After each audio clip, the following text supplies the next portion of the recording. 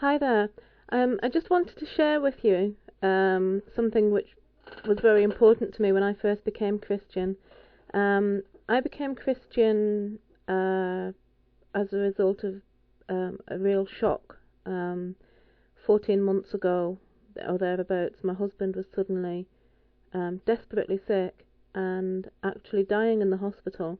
Not something I'd been expecting at all. And at that point, I was a practicing witch. I was very sort of confident in my own way of life. But I realised when I was in the hospital with my husband dying that there was nothing that I could do in my own strength, that I couldn't cope, I couldn't save him. And while I was sat there, heartbroken, I suddenly, and literally, I heard a voice that just said, "What's it going to do to make you pray? Or what's it going to take to make you pray?" And I was shocked, practically speechless. And then I just covered my face with my hands and I said, "Dear God, please God, help me God." And that must have been the first time I've prayed in well over 10 years. As a result of that prayer, my husband suddenly sat up in bed. You know, the doctors had been wondering whether or not to resuscitate her. He suddenly sat up in bed and he said, "Mary, what am I doing in hospital?" As you can imagine, this had a huge impact on me, and I did go to see a Christian lady the next day, and she helped me through the sinner's prayer. Well, when I first became Christian, my husband thought it was a result of trauma, that I'd lost my mind. He was actually not even offended, he was upset. You know, he was really distressed that I should do anything as radical as become a Christian. As a result of this, I found it quite difficult to witness to him. You know, the last thing you want to do is upset your husband, you don't want to get into fights with him, etc. But a scripture which I found incredibly helpful at this time is from the first letter of Peter, and I'd just like to read it to you.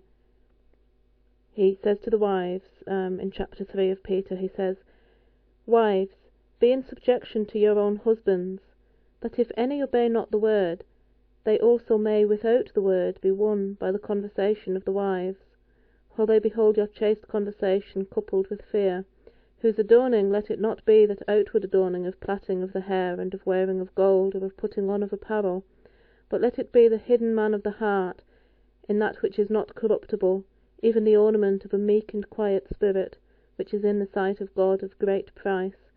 And then Peter goes on to expound a little bit on this. Well, if I hadn't read that scripture, I would probably have tried to nag my husband into faith, and you know, I don't think that would have worked terribly well. I remember Christmas last year, 3 days before Christmas, he said he didn't want me reading the Bible in front of him, and if I was going to pray, could I do it somewhere else, you know, rather than next to the bed at night. I found that quite difficult, as you can imagine, but I did sort of read my Bible in another room and prayed in another room. My son then went and bought me a study Bible, and he tried to wrap it up, and it was a big Bible. He couldn't actually wrap the book up. So a little bit puzzled, he took it to my husband, and he said, "You know, could you help me wrap this Bible up for my mum's Christmas present?" And my husband, having said he didn't want to see me reading a Bible, ended up wrapping this Bible up for my Christmas present. On Christmas Day last year, there was a documentary that suggested the Bible was dishonest because it didn't mention the fact that Jesus had brothers and sisters. My husband wanted to watch this because he thought it might persuade me to come to my senses. I was happy to watch it with him, and we ended up discussing the fact that the Bible does in fact have books even written by two of Jesus's brothers, James and Jude. And of all things, my husband asked me to read him one of Jesus's brothers' letters. So I read him Christmas last year, the book of James, and he sat and he listened, and then he looked at me and he said, "You know, if that's Christianity," he says, "I don't mind it." And he says, "You know, I'm really puzzled." He said, that's not what I thought Christianity was about." So I find the book of James, I'm extremely fond of that because it was the first part of the Bible that my husband asked me to read. and it spoke to him quite clearly.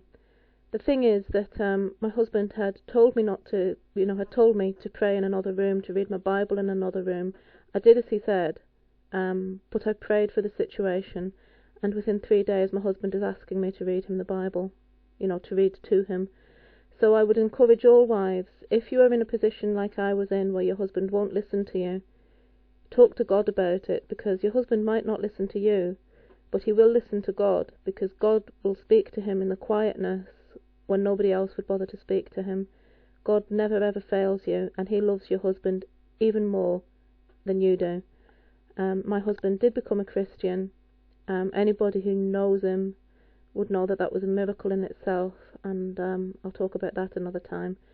But I just wanted to share with you that there's nothing wrong with being obedient.